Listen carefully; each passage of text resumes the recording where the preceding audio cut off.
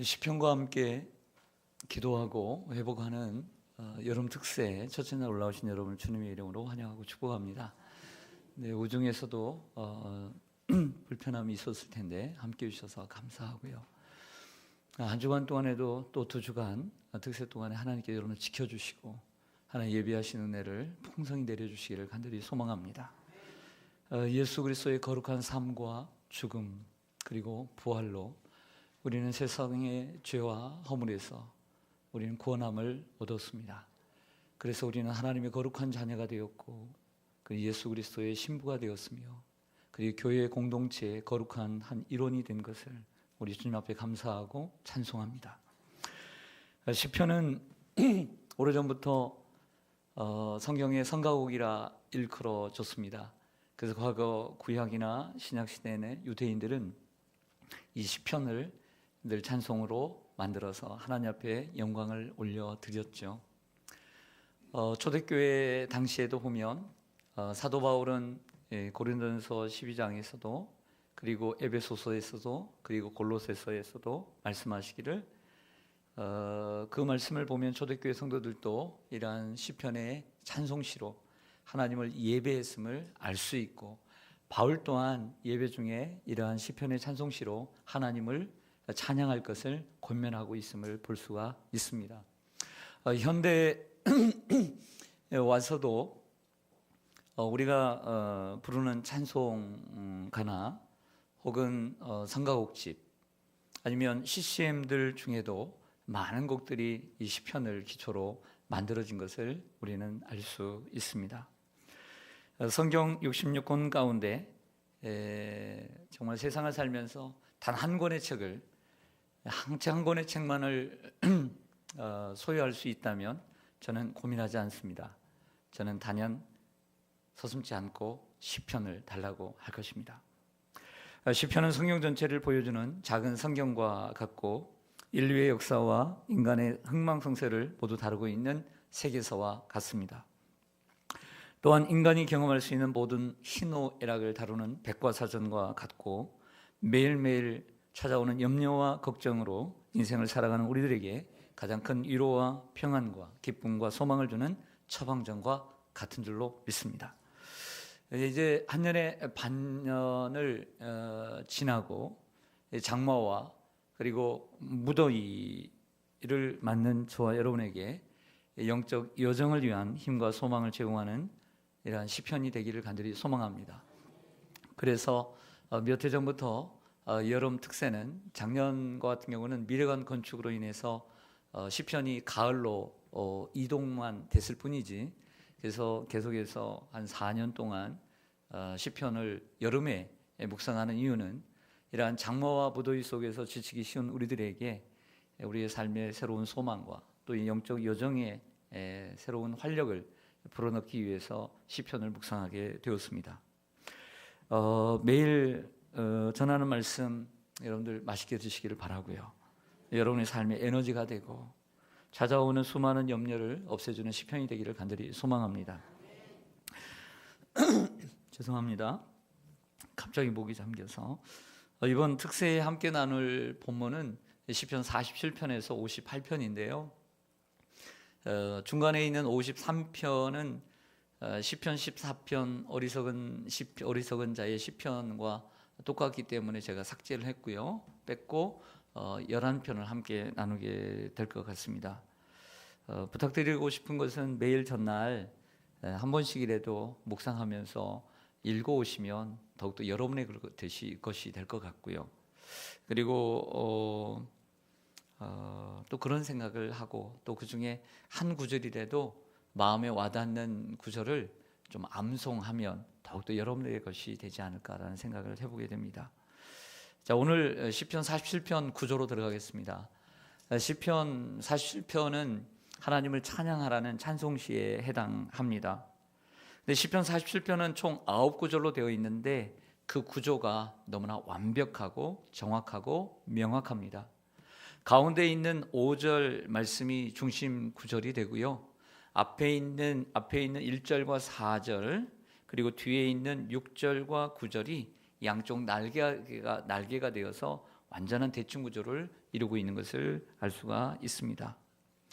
1절과 6절은 하나님을 찬양하라는 명령으로 되어 있습니다. 1절을 보시면요, 같이 읽겠습니다. 시작. 너희 만민들아 손바닥을 치고 즐거운 소리로 하나님께 외칠지어다. 하나님을 손뼉을 치고 환호하는 소리로 여호와께 찬송하라고 말씀을 하지요. 자, 6절을 보겠습니다. 같이 읽습니다. 시작. 찬송하라 하나님을 찬송하라 찬송하라 우리 왕을 찬송하라. 6절은 찬송하라는 단어를 4번이나 마치 부탁하듯이 애원하듯이 정말 찬양하기를 원하는 이런 애원하는 마음으로 4번이나 말씀을 하고 있습니다. 찬양하라 찬양하라 하나님을 찬양하라 우리 왕을 찬양하라 라고 말을 하고 있습니다. 이 1절과 6절은 하나님을 찬양하라는 명령의 형태로 되어 있고, 나머지 2절에서 4절은 하나님을 찬양해야 되는 이유와, 그리고 7절에서 9절까지도 하나님을 찬양해야 되는 이유를 말씀을 하는데요, 똑같이 앞에 9절과 뒤에 9절이 똑같은 내용을 반복해 줌으로써 대충 구조가 이루어지고 있다는 것입니다.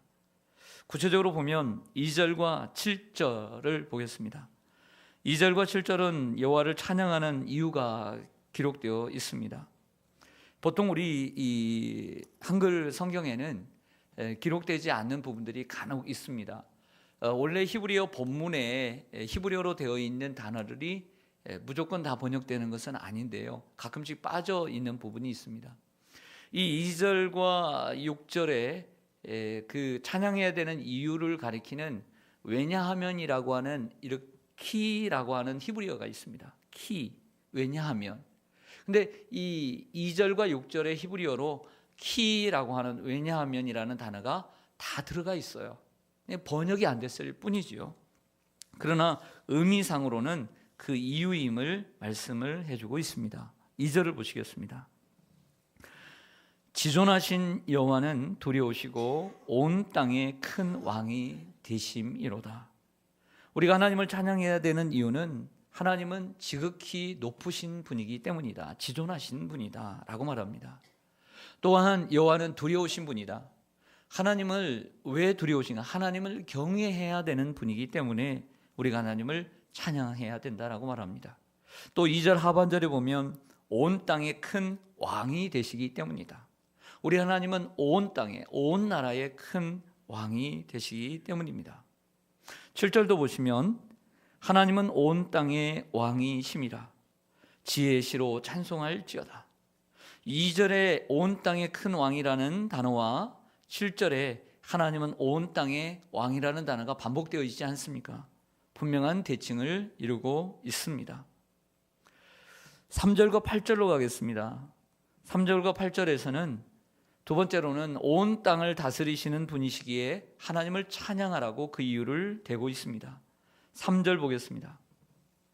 여호와께서 만민을 우리에게 나라들을 우리 발 아래에 복종하게 하시며, 복종한다라고 하는 것은 모든 세상의 만민과 온 나라들이 주님의 발 앞에 엎드려 복종한다는 것은 역으로 생각하면 하나님은 그들을 다스리시는 분이라고 해석이 가능하죠. 8절도 보시면 하나님은 뭇 백성 모든 백성을 뭐 하시며 다스리시며 하나님이 그의 거룩한 보좌에 앉으셨도다. 하나님을 찬양해야 되는 두 번째 이유는 하나님은 모든 나라와 모든 백성들, 모든 사람들을 다스리시는 분이시기 때문이다. 이렇게 말씀하고 있는 줄로 믿습니다. 세상의 모든 나라들, 그 큰 나라들이 뭘 한다 할지라도 하나님께서 다스리고 계십니다. 4절과 9절을 보겠습니다. 4절과 9절의 세 번째 이유입니다. 4절 보시면 우리를 위하여 기업을 택하시나니 곧 사랑하신 야곱의 영화로다. 기업이라는 말은 무슨 얘기냐면 하나님의 소유란 뜻이죠. 이스라엘을 하나님께서 그의 소유로 삼으셨다는 것입니다. 택하셨다. 곧 사랑하신 야곱의 영화로다. 원래 야곱이라는 이름이 있었지만 그의 이름은 이스라엘이 되었고 그 12 아들들은 이스라엘 12지파가 되었습니다. 야곱의 영화라는 것은 이스라엘의 영화를 회복시켜 주신다는 말씀이 되는 것이죠. 9절에 보시면 문 나라의 고관들이 모임이여 아브라함의 하나님의 백성이 되도다. 아브라함의 하나님의 백성, 유대인의 백성일 뿐만 아니라 아브라함은 믿음의 조상이기에 믿음의 사람들이 될 것이다 라고 말하고 있습니다. 하나님의 백성이 될 것이다. 세상의 모든 방패는 하나님의 것이며 그는 높임을 받으시리로다. 아멘. 이스라엘이 하나님의 선택된 백성이며 이반 민족들이 그에게 다 돌아와서 하나님을 경배하게 될 것을 말씀하고 있습니다. 그리고 이 시 한가운데 자리하는 5절 말씀이 중심 구절이 되지요. 우리 함께 읽어보겠습니다. 시작. 하나님께서 즐거운 함성 중에 올라가시며 여호와께서 나팔 소리 중에 올라가시도다. 아멘. 하나님께서 즐거운 함성 중에 올라가십니다. 근데 올라가신 단어를 나타내는 단어를 두 번이나 말씀하고 있습니다. 하나님께서 즐거운 함성 중에 올라가시고 또 나팔 소리 중에 올라가신다. 하나님이 올라가시는데 그 올라가시는 모습을 보면 예수님이 승천하시는 모습과 비슷합니다. 여호와께서 왕으로 또 예수 그리스도께서 왕으로 등극하고 있음을 볼 수가 있습니다. 자, 여기까지 제가 오늘 처음 시편을 시작하면서 시편의 중요성을 말씀을 드렸고요. 첫 번째로. 그리고 두 번째로는 오늘 함께 나누는 시편 47편에 대한 내용의 구조와 그리고 간단하지만 제가 해석을 여러분들에게 드렸습니다. 이제는 적용이 남았죠. 적용이 없는 하나님의 말씀은 뿌리가 없는 나무와 같습니다. 열매가 없는 나무와 같은 것이죠. 우리의 삶에는 꼭 적용이 있어야 될 줄로 믿습니다. 오늘 저는 이 대칭 구조를 이루는 이 세 개의 쌍을 가지고 오늘 우리의 삶에 적용을 하려고 합니다. 첫 번째, 하나님 우리의 왕이시기 때문에, 큰 왕이시기 때문에 하나님을 찬송해야 된다라고 말을 하고 있습니다. 우리가 믿는 하나님은 온 땅의 왕이십니다. 세상을 창조하셨고 세상의 모든 나라들을 주관하시는 분인 줄로 믿습니다. 하지만 인간은 하나님의 지으심을 받았지만 죄에 빠짐으로 하나님의 다스림을 받기를 싫어했습니다. 하나님의 음성을 듣기를 싫어했습니다. 하나님을 주인으로 모시기를 싫어하고 마귀의 종이 되었습니다. 하나님의 아들이시고 하나님 본체이신 예수님은 이러한 인간을 사랑하셔서 구원하시기 위해 이 땅에 오셨지만 사람들이 알아보지 못하고 결국 그를 십자가에 못 박았습니다. 예수님은 십자가에서 피 흘려 주심으로 죄의 문제를 해결해 주셨습니다. 영원히 죽을 수밖에 없는 우리를 그 십자가의 사랑으로 우리를 구원해 주셨습니다. 그리고 우리의 생명이 되셨습니다. 우리는 그 예수 그리스도를 믿음으로 구원을 얻습니다. 할렐루야. 그리고 그분이 나를 위해 죽으시고 나의 생명의 주인이 되어주심으로 그분은 나의 생명의 주인이실 뿐만 아니라 우리가 천국에 가서 우리의 주인이 되실 뿐만 아니라 구원받은 순간부터 예수 그리스도는 우리의 삶의 주인이 되어야만 합니다. 할렐루야. 그 주인을 모시고 살아가는 여러분들 되기를 간절히 소망합니다. 그 주인을 찬양하는 여러분들 되기를 소망합니다. 또한 예수님은 우리를 다스리시는 분이라고 했습니다. 하나님은 우리의 인격과 생각을 무시하고 말살해가면서 함부로 다스리지 않습니다. 김일성이나 김정일이나 김정은이 북한을 다스리는 것처럼 인간의 인격을 무시하면서 밟으면서 그렇게 다스리시고 통치하시는 하나님이 아니십니다. 성경에서 수많은 하나님의 사람들을 만들어 가시는 모습을 보면 하나님은 그 인격을 존중하시고 그들의 생각을 존중하시며 그러면서도 하나님의 뜻 가운데 그들을 설복시켜 가시는 하나님을 볼 수가 있습니다. 하나님 우리를 함부로 하셨습니까? 그렇지 않으십니다. 예수님은 우리의 이름을 아시고 우리의 생각을 아시며 우리의 머리카락까지 다 세시는 분이십니다. 그분은 저 멀리 초월해 계시는 분이시지만 지금 우리의 삶에도 내재해 계시며 임재해 계셔서 항상 함께 해 주시는 분인 줄로 믿습니다. 그래서 우리의 고민과 계획과 그리고 아픔과 슬픔까지 다 알고 계시며 그 아픔까지도 함께 나누시는 동정하시는 분이십니다. 예수님은 십자가의 고난으로 우리의 죄악과 허물 그리고 불안과 질병까지 모두 짊어지셨다고 이사야 53장 5절에 말씀합니다. 그리고 부활하심으로 우리를 얽매고 있던 절망과 그리고 저주에서 우리를 해방시켜 주셨습니다. 예수를 믿는 사람들은 절망에서 우리는 나올 수 있습니다. 예수 그리스도를 믿는 사람들은 새로운 희망을 갖고 살게 되는 줄로 믿습니다. 그 죄악과 그리고 그 절망에서 그 저주에서 우리를 해방시켜 주신 줄로 믿습니다. 그리고 그분은 우리를 세상 끝날까지 우리가 죽는 끝날까지 인도해 가실 줄로 믿습니다. 보호해 주실 줄로 믿습니다. 다스려 주실 줄로 믿습니다.